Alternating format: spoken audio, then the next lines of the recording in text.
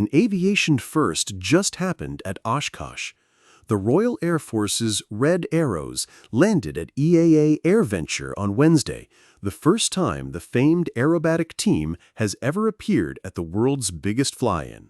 It's Day 3 of AirVenture 2026 at Whitman Regional Airport, where roughly 10,000 aircraft and hundreds of thousands of visitors gather each July. Wednesday's crowds packed the flight line ahead of the evening show.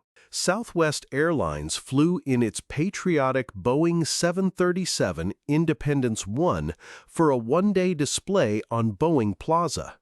The special livery jet drew crowds and photo ops throughout the day. Boeing Plaza also showcased military hardware this week, from fighters to bombers, highlighting both innovation and the America 250 theme running through this year's event. Over in Warbird Alley, a freshly restored P-51 Mustang called Jane's Sixth went on public display for the first time since World War II. It was featured in Wednesday's Warbirds in Review. After sunset came the moment thousands stayed for.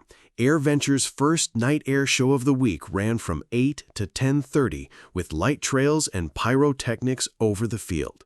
The lineup featured the B-29 Superfortress, the U.S. Army Golden Knights, night aerobatics, an agricultural drone demo, and a fireworks finale. It's only the first of 2 night shows this week.